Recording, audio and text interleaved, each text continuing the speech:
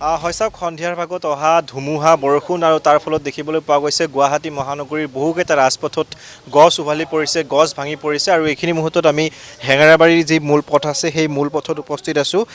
গছ এজোপা দেখুৱাইছে দীপক স্বৰ্গীয়ে দেখুৱাইছে এজোপা গছ মূল ৰাজপথৰ মাজত এই ধৰণে বাগৰি পৰিছে, ভাগি পৰিছে আৰু তাৰ ফলত দেখিবলৈ পোৱা গৈছে ৰাজপথেৰে যোৱা যি বাহন সেই বাহনসমূহ আগুৱাই যাবলৈ পৰা নাই। আমি দেখুৱাইছোঁ বহু বাহন এইখিনি মুহূৰ্তত ইয়াত ৰৈ থকা পৰিলক্ষিত হৈছে আৰু তলেৰে যাবলৈ চেষ্টা কৰিছে, তলেৰে বিপদসংকুলভাৱে যাবলৈ চেষ্টা কৰা পৰিলক্ষিত হৈছে এই বাহনসমূহ। নহ'লে অন্য ৰাস্তাৰে যাবলগীয়া হৈছে কাৰণ অতি বিপদসংকুলভাৱে ৰাজপথৰ মাজত যিজোপা গছ সেই গছজোপা এইখিনি মুহূৰ্তত ইয়াত পৰি আছে। আমি দেখুৱাবলৈ যত্ন কৰিম এইখিনি বাহন। দীপক স্বৰ্গীয়ে পুনৰ গছজোপা দেখুৱাব। এই ধৰণে গুৱাহাটী মহানগৰীৰ সন্ধিয়াৰ ভাগত অহা যি বৰষুণ আৰু ধুমুহা সেই বৰষুণ আৰু ধুমুহাৰ ফলত গুৱাহাটী মহানগৰীৰ বহুকেইটা স্থানত আজি এই ধৰণৰ পৰিৱেশ দেখিবলৈ পোৱা গৈছে।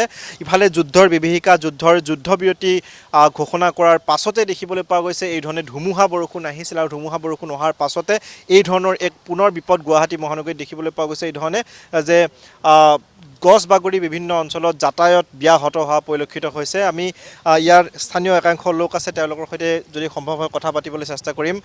দাদা অকণমান আপোনাৰ ওচৰলৈ আহিছোঁ। ধুমুহা অহাৰ লগে লগে বাগৰি পৰিছে। ধুমুহাৰ হালত বিচলিত বসে এতিয়া গাড়ী যাব পৰা নাই, ডাঙৰ গাড়ী বৰ্তমান ডাঙৰ গাড়ী যাব নোৱাৰে, কাৰণ এতিয়া সৰু সৰু দুইচকীয়া গাড়ীখন যাব পাৰে, ডাঙৰ চাৰিচকীয়া যাব নোৱাৰে। প্ৰশাসনৰ মানুহ আহিছিলে নেকি আঁতৰ কৰাৰ?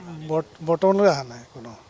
অতি শীঘ্ৰে আঁতৰ কৰিব লাগিব নহয় জানো? নহয়, এতিয়া মেইন ৰাস্তা যেতিয়া আঁতৰ কৰিব লাগে এইবিলাক, কাৰণ এনেকৈ থাকিলেতো গাড়ী মটৰ অহা যোৱাত অসুবিধা হয়, এতিয়া আঁতৰ কৰাটো ভাল।